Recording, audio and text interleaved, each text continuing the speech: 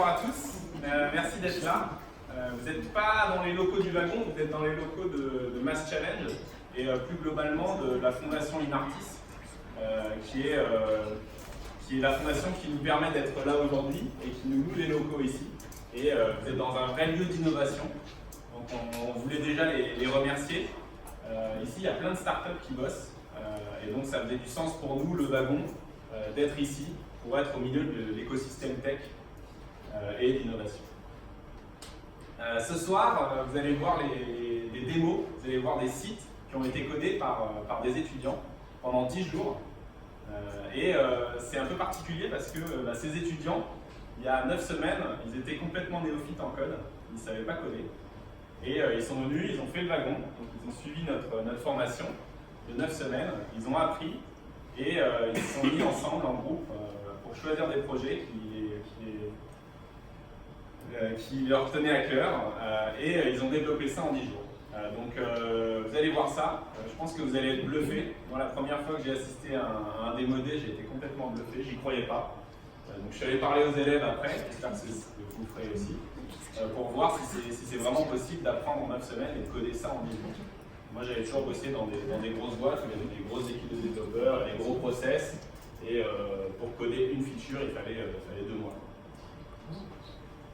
Donc, je ne vais pas faire une très très longue introduction, je vais directement passer la parole au premier groupe. Ils ont développé une app qui s'appelle Easy Colloc, et je vous demande d'applaudir Mathieu, Giovanni et Loïc.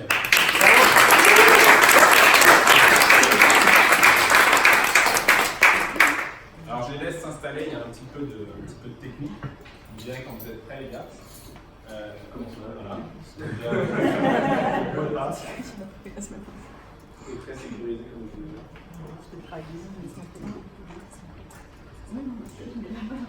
Et donc, le wagon en quelques mots, vous avez compris qu'on est une école un peu particulière, où les gens viennent et apprennent en 9 semaines. Ça s'appelle un coding bootcamp, un camp d'entraînement pour apprendre à coder. On y vient pour apprendre la tech, pour apprendre à coder des applis, à coder des sites, des plateformes web. Ça se déroule sur 9 semaines. Pendant 9 semaines, on vous apprend plein de choses. On vous apprend le front. Donc le front en informatique, c'est quoi? C'est ce que les gens voient sur leurs écrans. C'est les interfaces. On apprend aussi le back. Le back, c'est quoi? C'est qu'est-ce qui se passe derrière, qu'on ne voit pas justement, qu'est-ce qui se passe derrière les sites. Quand je suis sur Airbnb et que je veux réserver un appartement et que je mets mes dates, je dis combien de personnes on sera, il y a un petit calcul qui est fait derrière pour me dire combien ça va me coûter. Ça, c'est fait en bac. C'est ce qu'on appelle aussi l'algorithme. On apprend aussi les bases de données. Vous avez déjà peut-être entendu parler de SQL. Donc les bases de données, ça permet de stocker des choses pour y avoir accès plus tard. Par exemple, quand on fait une commande sur Airbnb, quand on crée un compte, comment est-ce qu'on fait pour stocker ça, l'email et le password de la personne. Et on apprend aussi, donc il faut que je meuble bien parce que la technique prend du temps ce soir. Et on apprend aussi comment est-ce qu'on met tout ça ensemble, comment est-ce qu'on architecte tout ça ensemble. Quand on est architecte, vous savez, vous n'écoutez plus, ça s'affiche ici. Quand on est architecte, on coordonne un peu tous les corps de métier. Quand on est chef de chantier, on coordonne un peu tous les corps de métier. L'électricien, le plombier, etc. Et là, c'est pareil, en dev, il faut apprendre à mettre ensemble le front, le back, la base de données, etc. C'est ça qu'on apprend au wagon. Et c'est ce que vont nous démontrer les Nicolas. Je vous crois, les gars. Merci.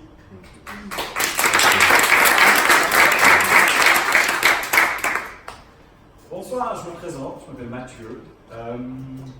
Contrairement à la grande majorité des colocataires, je ne suis pas étudiant, mais je suis travailleur. Du coup, oui, ça arrive, même au meilleur des colocataires. J'ai trouvé un nouveau travail à Fribourg, et puis plutôt que de décider de m'installer tout de suite, j'ai pris l'idée de faire une colocation pendant les 6 premiers mois. Voilà, regarder Fribourg un petit peu, et puis apprendre tout ça. Ça fait un mois que je suis donc sur Fribourg, et puis je dois avouer qu'au début, j'avais quand même pas mal d'appréhension. Je me disais, avec des étudiants, des horaires différents, mais comment est-ce qu'on va s'organiser? Ça va être difficile, puis bon. Colocation, c'est sympa, des bons moments et tout, mais alors quand il s'agit de ranger la vaisselle, etc., je passe les détails. En fait, il s'est avéré que malgré toutes mes appréhensions, ils sont super bien organisés, ce Stockholm. Donc les 2 étudiants qui m'ont accueilli dans notre colocation, ils ont une solution que je ne connaissais pas, Et cette solution ne s'appelle autrement que EasyColoc. Alors, du coup, j'ai demandé à ce qu'on m'envoie un lien avec un compte de telle manière à ce que je puisse rejoindre la colocation. Donc, je vais voir tout simplement si j'ai reçu un lien. Ok, parfait. Génial. Salut, Loïc t'invite à rejoindre la colocation afin d'organiser au mieux la vôtre, soit la maison du bonheur. Bon, soit. Comme j'ai déjà un compte, je me log. C'est parti. Je rentre mon adresse email. Super. Et comme tout le monde l'attend, enfin, il est bien entamé, bientôt l'apéro. Ça, c'est fait. Génial. Colocation, la maison du bonheur. Super. Qu'est-ce que je vois? Je vois qu'il y a des tâches en retard. Je vois les tâches qui sont en moi. Ok, super. Je suis dans le train, j'ai vraiment pas le temps. Je regarde les salles une fois que je suis à la maison. Ok. J'arrive à la maison. Je me connecte sur www.easycoloc.com. Et qu'est-ce que je vois? Je retrouve mes tâches avec celles qui sont en retard, etc. Et puis, je me rends compte que voilà, il y a ma bobine en haut, en jaune, ok, des tâches à faire, des tâches faites. Si je prends mes tâches du micro-ondes, je vois nettoyer les poils du micro-ondes. En effet, Giovanni avait oublié, une fois qu'il a mis son chien dans le micro-ondes, de laver les poils derrière. Ça arrive. Bon, super, le compost pour moi. Il y a le compost avant les micro-ondes. On va faire ça, mais j'ai pas le temps. Ce soir, j'ai compétition de poney, donc j'aimerais bien pouvoir échanger ma tâche. Alors, voyons ça. Ok, j'ai quelques propositions d'échange à disposition. 4 dans ce cas-là. Un mail va être envoyé à chacune des quatre propositions. Et le premier qui va répondre va faire le deal avec eux. Donc, je vais tous les sélectionner. Le mieux, c'est ça, hein, finalement. Tac. Que c'est le premier qui répond, c'est génial. Mais je me rends compte que ça le dit, pour moi, ça ne va pas jouer du tout, en fait. Donc je vais plutôt les aimer. Donc simplement, je vais mettre une petite remarque, j'ai poney, et c'est parti. Voilà. Paf, et j'envoie mes propositions d'échange à mes colocataires. C'est génial. Qu'est-ce que je vois? Je retrouve en fait mes différentes propositions, les deux que j'ai faites, donc soit à Giovanni et la deuxième pour le recyclage. Et en fait, derrière, je me rends compte que, ah ben moi, on m'a déjà proposé quelque chose. Loïc m'a proposé d'échanger contre les courses. Donc ça tombe bien que moi je vais accepter ça. Résultat, tac, on voit le changement de volume qui s'effectue et je reçois les courses pour demain. En fait, les courses avaient déjà été faites, sauf que les fainéants l'ont laissé sur le bar et ils n'ont pas rangé dans le frigo. Alors, je m'empresse de le faire et je mets les tâches comme étant faites. Voilà. Super, la tâche se met en même temps à exécuter. Et qu'est-ce que je vois au passage? Le lave-vaisselle de Giovanni. Monsieur Giovanni a oublié que dans le lave-vaisselle chez nous, on a 3 étages. D'accord? Il y a le bas, le haut, le milieu, et il y a l'étage des services. Alors il a oublié de sortir les services. Qu'est-ce que je fais? Je m'empresse, je lui fais une remarque. Voilà, et je lui dis, n'oublie pas les services. Super, je lui expliquerai au passage que chez nous, on a un lave-vaisselle un peu plus évolué que celui de sa grand-maman. Ok, et comme en fait une photo vaut mieux que 1000 mots, on rajoute une. Paf, ok, une photo des services, et c'est parti pour faire la remarque. Génial. Je retrouve ma photo avec les services qui n'ont pas été faits, qui n'ont pas été rangés. Et pour moi, en fait, je sais que je suis un colocataire exemplaire, puisque l'application me rend compte que je n'ai pas de remarques à mon encontre. Voilà. Je vais juste regarder vite fait sur le dashboard si j'ai encore d'autres tâches. Voilà. En fait, non, plus rien n'est attribué. Super. Toutes les tâches en retard, mais pas les miennes. Du coup, je me déconnecte. Voilà. J'ai passé une très bonne soirée du coup. Tout est bien organisé. Et EasyColoc me facilite bien la vie.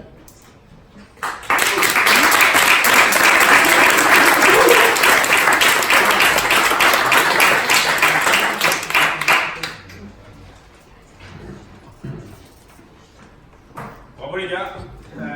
Donc tout ce que vous voyez là, c'est du vrai quoi. C'est vraiment codé, c'est en ligne, ça a été fait en 2 semaines. Il y a eu des bugs, ils ont corrigé, il y a eu des releases de fait, etc. Donc c'est sans filtre, peut-être qu'il y aura un effet démo, on ne sait pas, mais sachez que c'est vraiment codé par eux en 2 semaines, par des gens qui ne savaient pas coder il y a 2 mois. Je profite un peu du temps qui m'est accordé pour dire un petit peu plus de choses sur le wagon. Le wagon, donc vous avez compris, c'est 9 semaines, c'est intensif, c'est du lundi au vendredi, de 8h30 à 18h, donc quasiment tous les jours sauf le week-end. Les élèves pourront en témoigner, c'est assez intensif. C'est un peu un marathon. C'est ce qu'on leur dit d'ailleurs quand ils commencent le wagon. Ils ne croient pas en général, et puis après ils se rendent compte que à la fin des 9 semaines, on est bien fatigué. Et pour vous expliquer un peu comment ça se passe une journée au wagon, en fait nous on croit que la meilleure façon d'apprendre, c'est d'apprendre en faisant. Et donc au wagon, on fait très peu de cours. Il y a des cours tous les matins, il y a 1 heure de cours, et après les élèves passent directement à la pratique. Même quand ils savent quasiment rien faire au début, on se débrouille pour qu'ils puissent faire des exercices très facilement, très rapidement, et coder dès le début. Dès le premier jour du wagon, ils arrivent et ils se mettent à coder. Ils ont des exercices sur une plateforme, ils font les exercices, nous on est là pour les débloquer, pour les aider à trouver la solution, pas leur donner la solution, mais les aider à trouver la solution. Et à la fin de la journée, vers 16h30, on se remet tous ensemble, la classe, et on fait ce qu'on appelle un live code. Donc on choisit, on tire un des élèves au hasard et il vient devant tout le monde expliquer comment il résolverait un des exos du jour ou un nouvel exercice. Comment est-ce qu'il pense, c'est quoi son cheminement et comment est-ce qu'il code. Et donc là c'est le moment où on se remet tous d'accord sur les concepts du jour, on s'entraide pour essayer d'arriver à la fin de l'exo et pouvoir aller boire une bière après. Et voilà, et donc on apprend comme ça jour par jour, petit à petit, on construit ces petites briques. Et ça pendant 6 semaines. Et au bout de 6 semaines, en fait, les élèves ils ont les compétences suffisantes pour être autonomes en code, autonomes en développement, aller faire du développement comme un dev junior dans une startup, par exemple, ou monter leur propre projet. Et les 3 dernières semaines du wagon, ce qu'on fait, c'est qu'on fait des projets. Donc ils développent des projets. D'abord ils s'entraînent, ils font une copie d'un site Airbnb. Donc ils louent pas des appartements, mais ils ont ce qu'ils veulent, des chats, des canapés, etc. Et les 2 dernières semaines du wagon, ils sont jetés dans le grand bain et ils font une vraie application, touchée en prod, etc. C'est ce que vous avez vu ce soir. Vous avez vu la première pour l'instant. Et du coup je vous propose qu'on passe à la seconde et qu'on dise à Justine, à Iris et à Nico de venir pour nous présenter Flow Traveler à leur application.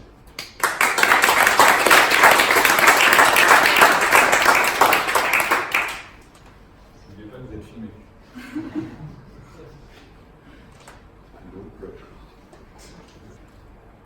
Alors bonsoir à tous, moi je m'appelle Justine.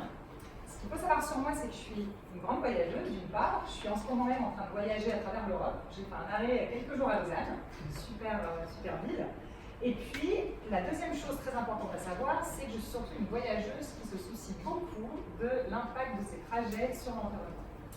Et donc, j'étais justement en train de parler de ça avec Nicolas, qui est un voyageur comme moi. Salut Nico. Salut Justine.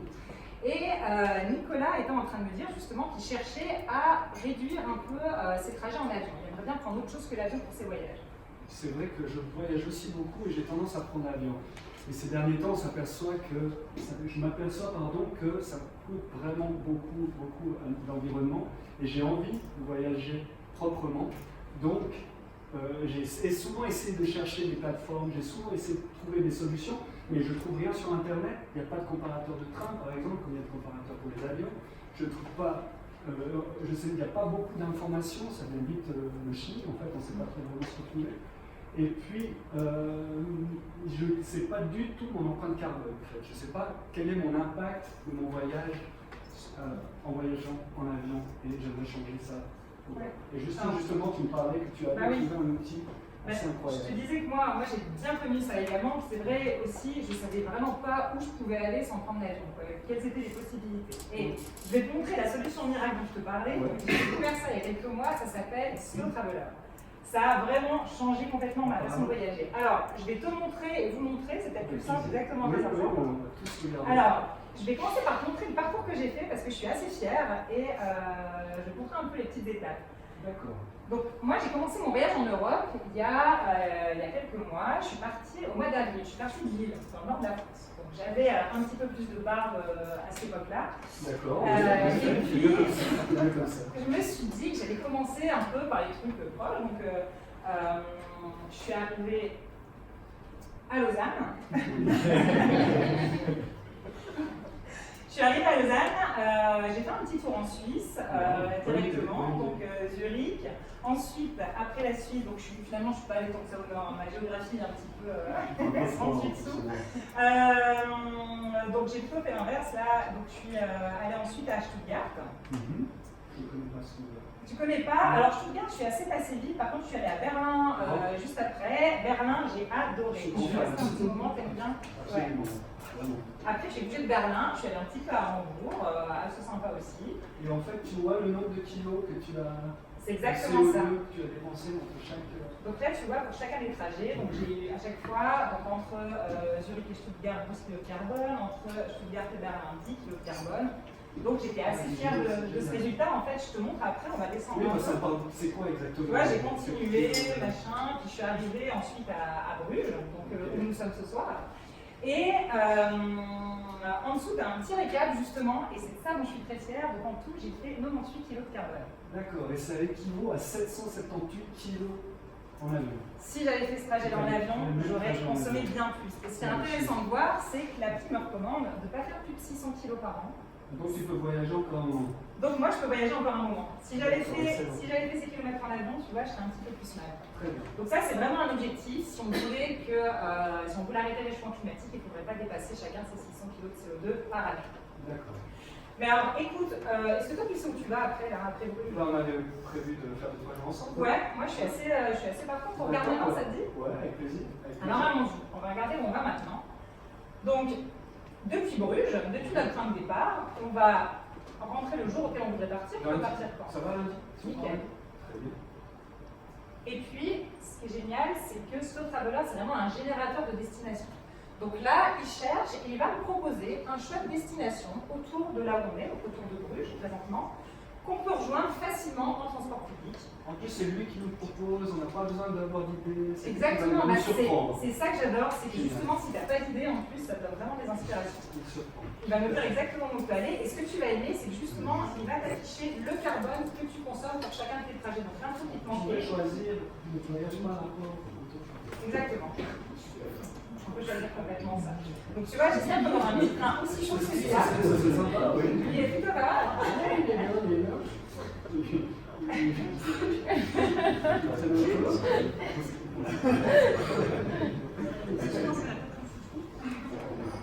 Mais c'est chaud, Bruges aussi, hein. C'est bon. On peut rester, hein.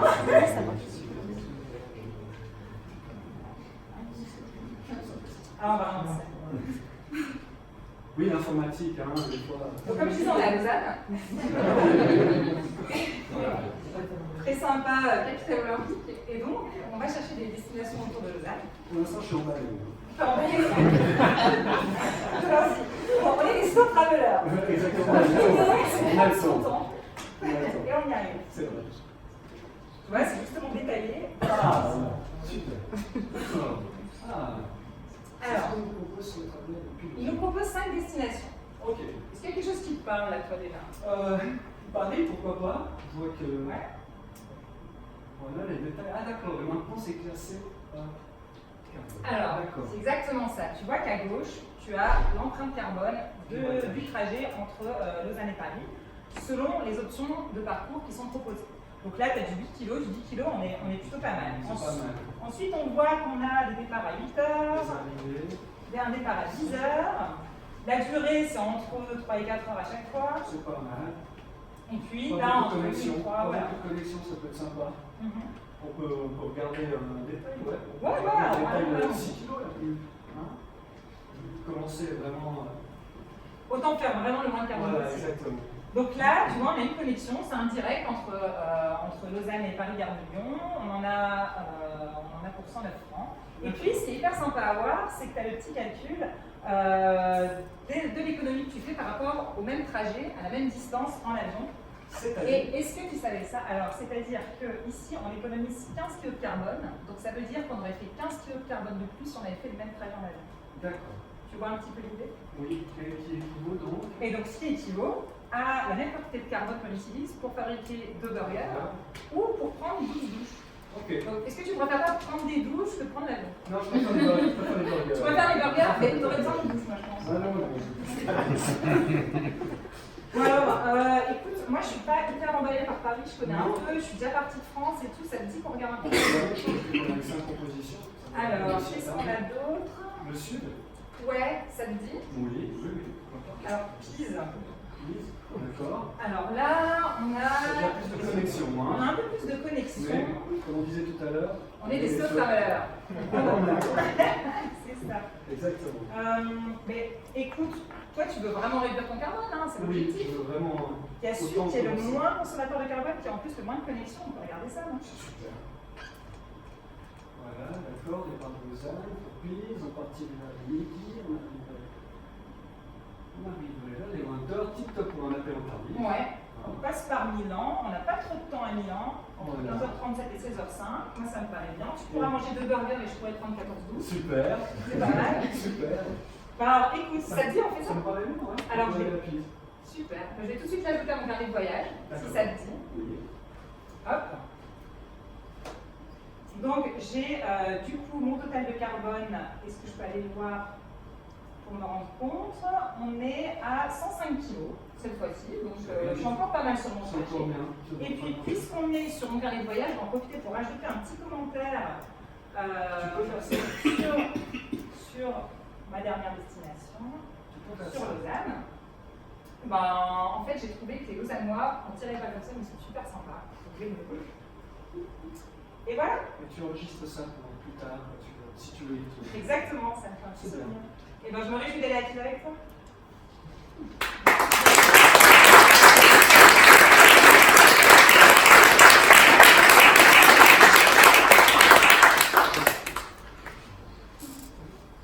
Bravo. Bravo à vous.